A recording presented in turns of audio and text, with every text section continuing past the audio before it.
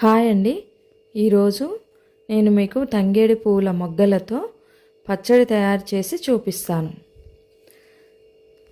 దానికోసం మనకు కావలసిన పదార్థాలు: మినపప్పు, పల్లీలు, జీలకర్ర, ఎండు కొబ్బరి, శనగపప్పు, ధనియాలు, ఎండుమిర్చి, టమాటా, పచ్చిమిర్చి, తంగేడి పువ్వుల మొగ్గలు. ఇవన్నీ తీసుకొని స్టవ్ వెలిగించి ప్యాన్ పెట్టుకొని దాంట్లో కొద్దిగా ఆయిల్ వేసుకోవాలి. తర్వాత శనగపప్పు, మినప్పప్పు వేసి కొద్దిగా వేగిన తర్వాత ఎండు కొబ్బరి కూడా వేసి వేయించుకోవాలి. తర్వాత పల్లీలు, ధనియాలు, జీలకర్ర, ఎండుమిర్చి, పచ్చిమిర్చి అన్నీ వేసి మంచిగా వేయించుకొని పక్కకు తీసుకోవాలి. అదే బాండిలో తంగేడు మొగ్గలు కూడా వేసి వేయించుకొని పక్కకు తీసుకోవాలి. దాంట్లోనే టమాటాను ముక్కలు కట్ చేసుకొని మెత్తగా అయ్యే వరకు మగ్గించుకోవాలి. మెత్తగా అయిపోయే వరకు మగ్గించుకొని పక్కకు తీసుకోవాలి.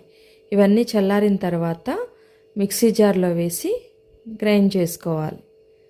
మిక్సీ జార్లో వేసుకోవాలి. దాంట్లో ఎల్లిపాయలు, కొద్దిగా సాల్ట్,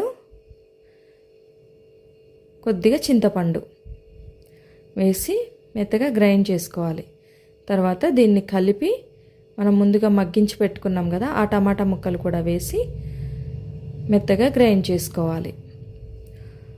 ఇప్పుడు స్టవ్ వెలిగించి చిన్న బాండి పెట్టుకొని దాంట్లో ఆయిల్ పోసుకొని